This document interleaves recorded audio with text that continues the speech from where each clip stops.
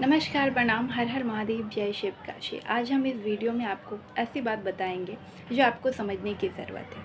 हो सकता है आपके मन में भी ऐसा भेदभाव चल रहा हो, आपके मन में भी ऐसा द्वेष चल रहा हो, तो इसी को मैं आपको बताने आई हूँ। जैसे आपने देखा होगा, बांग्लादेश में भी विवाद चल रहे हैं, विदेशों में बहुत जगह पे विवाद चलते रहते हैं। आए दिन टीवी पे रोज़ दिखाते हैं, या इतने बच्चे मर गए, इतनी स्त्रियाँ मर गई, इतने पुरुष मर गए। तो मैं आप सभी से एक प्रार्थना करना चाहूँगी कि ये बताइए कि आपके पास तो एक ऐसे ही इतना कम जीवन होता है जिसमें आप जन्म लेते हो, फिर आपको पढ़ना होता है, लिखना होता है, फिर आपको नौकरी लगती है, नहीं लगती है, फिर शादी होते हैं, बच्चे होते हैं, और फिर आप एक दिन मर जाते हो। ठीक है, ये सभी को पता है, ये प्रोसेस चलते रहेगा, आते रहेगा, जाते रहेगा।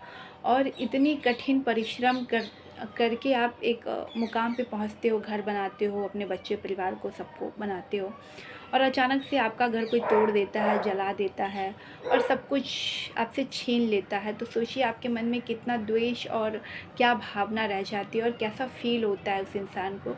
तो कुछ वीडियो बहुत ज़्यादा वायरल हो रही है, जो महिलाओं के घर में आग लगा दिया जा रहा है। छोटे छोटे बच्चे हैं, मासूम बच्चे हैं, पीड़ित है, हिंदू है, मुस्लिम है, चाहे कोई भी कास्ट के हो, बच्चे तो सभी के बच्चे होते हैं, भाई चाहे हिंदू हो, मुस्लिम हो, सिख हो, ईसाई हो, कोई फ़र्क नहीं पड़ता।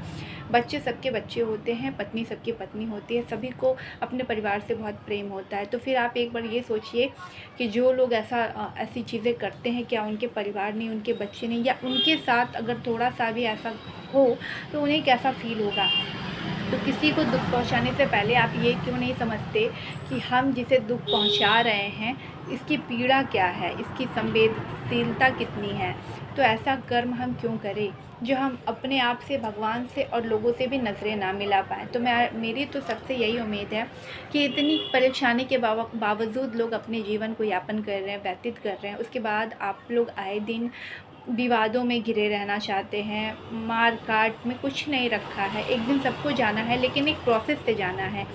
इतनी कम जीवन है लोगों के पास, लेकिन एक बेवजह मौत हो जाती है, इंसान क्या मर जाता है, उसका परिवार हो जाता है। वो किसी के साथ भी हो सकता है, ज़रूरी नहीं कि वही इंसान के साथ हुआ हो। धीरे धीरे आने वाले कल में हो सकता है, कल आपके बच्चे हों, परसों उसके बच्चे हों, किसी के साथ भी कहीं पे भी कोई घटना घट सकती है।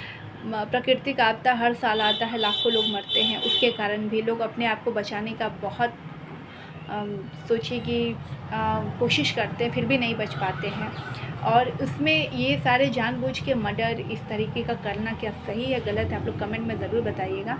लेकिन मैं बताऊं कि आपको ऐसे करने से कुछ भी हासिल नहीं होगा। देखिए, जो राजनेता होते हैं वो सारे ये सब इसलिए फैलाते हैं, विवाद इसलिए करते हैं कि लोग को वो पद मिल पाए, लेकिन पद इतनी भी बड़ी चीज़ नहीं होनी चाहिए लोगों के लिए जो एक इंसान की कीमत और हज़ारों इंसान की कीमत को ना समझे। मैंने देखा कि अभी आए दिन रेल हादसे हो रहे हैं, इस पे मैं बात करूँगी कि रेल हादसे हो रहे हैं, इस पे कोई चर्चा नहीं होती, कोई इस पे एक्शन नहीं लेता। क्यों हो रहे हैं? क्योंकि जो ड्राइवर है वो दारू पीकर चला रहा है, कोई ड्राइवर सोकर चला रहा है, कोई ड्राइवर ऐसा है उसमें कि जानबूझकर, उसको सब दिखाई देता है सामने से, फिर भी किसी पे गाड़ी चढ़ा देता है, जानबूझकर पटरी से उतार देता है। कुछ लोग ऐसे गुंडे माफिया भी हैं तो जानबूझकर हज़ारों लोगों को मारना चाहते हैं। रेल की पटरी टूटी होती है, नहीं बताते हैं। कुछ लोग ऐसे कर्मचारी होते हैं, नहीं बताते हैं। कुछ लोग उसके ऊपर पत्थर रख देते हैं। बहुत सारे कारण हैं, बहुत सारे रीज़न हैं। तो अभी लगातार हो रहा है, तो इस पे ध्यान देने की ज़रूरत है कि किसकी गलती है, या फिर कोई जानबूझकर ये सारी चीज़ों को कर रहा है क्योंकि जनसंख्या कम हो। मुझे तो जहाँ तक पता है कि इसके पीछे बहुत सारे लोग जुड़े हुए हैं।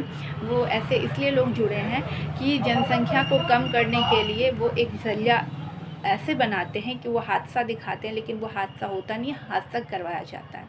क्योंकि अगर हादसा होता तो एक बार होगा, दो बार होगा, बार बार नहीं होगा। इस पे आप लोग ज़रूर अपना कमेंट और ज़रूर बताइएगा, क्योंकि मुझे ऐसा फ़ील हो रहा है कि हर बार लाखों लोग जो मर रहे हैं, उसके घर पे कोई जाकर नहीं देख रहा, उनसे कोई पूछ नहीं रहा, और ऐसे लाखों लोग मतलब ख़त्म हो जा रहे हैं, और विवादों में लोग उलझे हैं, पर इस पे कभी कोई चर्चा नहीं होती, कोई ध्यान नहीं दिया जाता। न्यूज़ चैनल का काम है छापना, वो छाप देते हैं, लेकिन इस पे कोई भी राजनेता या कोई भी बड़ा अफसर उठकर इस पे कोई काम नहीं करता, और सिर्फ सस्पेंड कर देता है कभी कभी दिखावा के लिए, फिर उससे दूसरी जगह तो नौकरी मिल ही जाती है।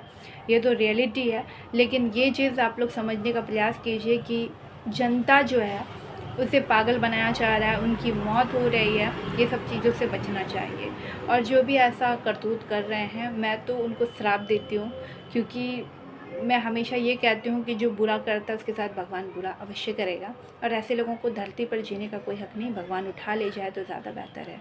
मरना एक दिन सबको है, लेकिन ऐसी मौत मरेगा वो व्यक्ति जो दूसरों को मारने में इतना खुश हो रहा है किसी पद को लेकर, तो उसे मरना तो तय है। क्योंकि ये आम जनता के प्यारे प्यारे बच्चे मर रहे हैं, पत्नी पति सबके ख़त्म हो रहे हैं, तो ये बेवजह मर रहे हैं। इसके पीछे का जो रीज़न है वो कुछ भी नहीं, सिर्फ पद होता है, और सिर्फ आगे बढ़ने के लिए लोग ऐसे छोटी छोटी नीच नीच हरकत करते हैं, जिसे समझने की ज़रूरत है आम जनता को।